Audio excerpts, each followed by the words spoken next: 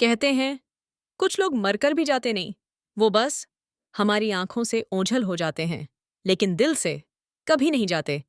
ये कहानी है आरव और सिया की।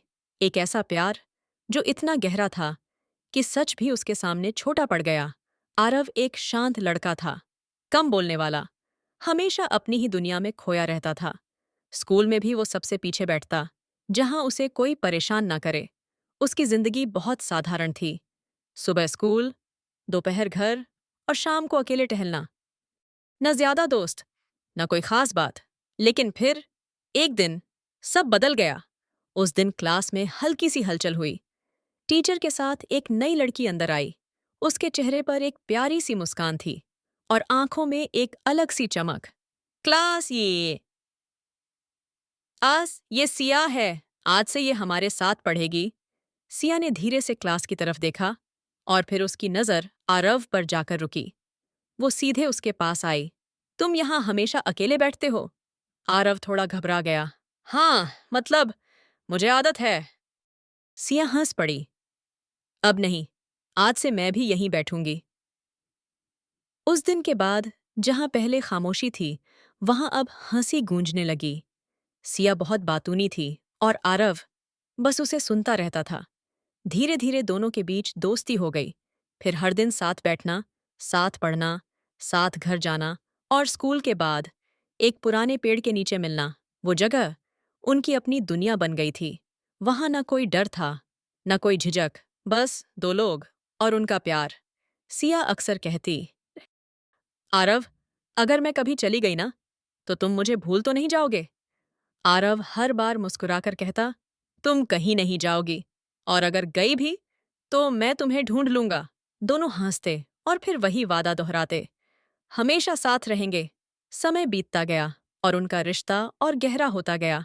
लेकिन हर कहानी में एक मोड़ आता है।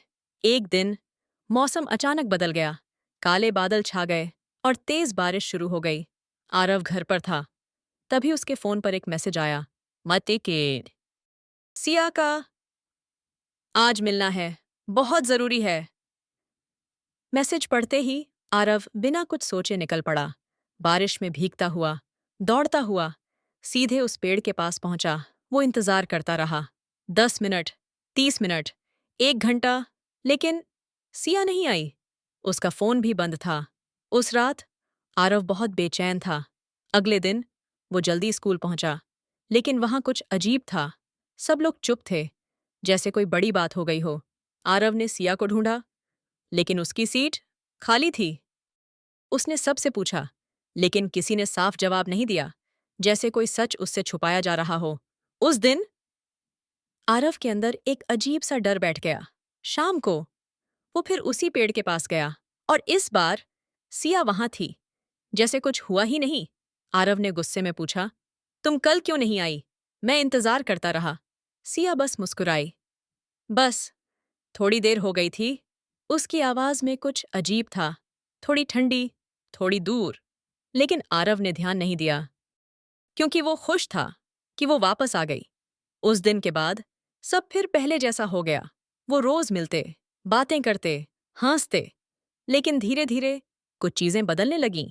जब आरव सिया से बात करता, तो आसपास के लोग उसे अजीब नजरों से देखते, क्योंकि उन्हें वहां कोई नहीं दिखता था।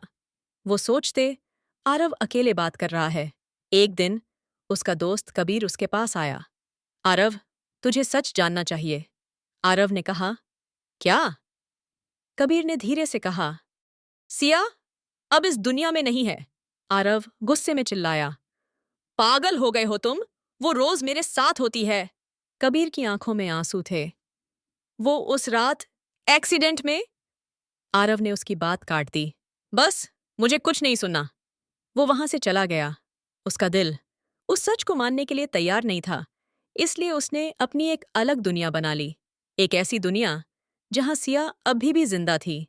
दिन बीतते गए, महीने बीत गए, लेकिन आरव के लिए सब कुछ वैसा ही था। वो आज भी उसी पेड़ के पास जाता और सिया से बात करता, हंसता, उसे अपने दिन के बारे में बताता। उसे लगता था वो हमेशा उसके साथ है, लेकिन अंदर ही अंदर वो टूट रहा था। कभी कभी उसे भी लगता था कुछ तो गलत है, लेकिन वो उस सोच को दबा देता, क्योंकि सच बहुत दर्दनाक था। फिर 1 साल बीत गया। वही तारीख, वही मौसम, वही बारिश। आरव फिर उसी जगह खड़ा था। दिल में अजीब सी घबराहट थी। डोंट दीदी। और तभी सिया फिर उसके सामने थी। लेकिन इस बार उसकी आंखों में आंसू थे। वो धीरे से बोली, आरव, आज आखिरी बार मिलना है। आरव हंस पड़ा। तुम हमेशा ऐसा कहती हो, लेकिन इस बार। सिया चुप थी। उसकी आंखों से आंसू बह रहे थे। दोनों साथ चलने लगे। वही सड़क जहां वो पहले भी चले थे। सिया अचानक रुक गई। अगर मैं चली जाऊं तो इस बार मुझे जाने देना। आरव ने उसका हाथ कसकर पकड़ लिया। मैं तुम्हें कभी नहीं जाने दूंगा।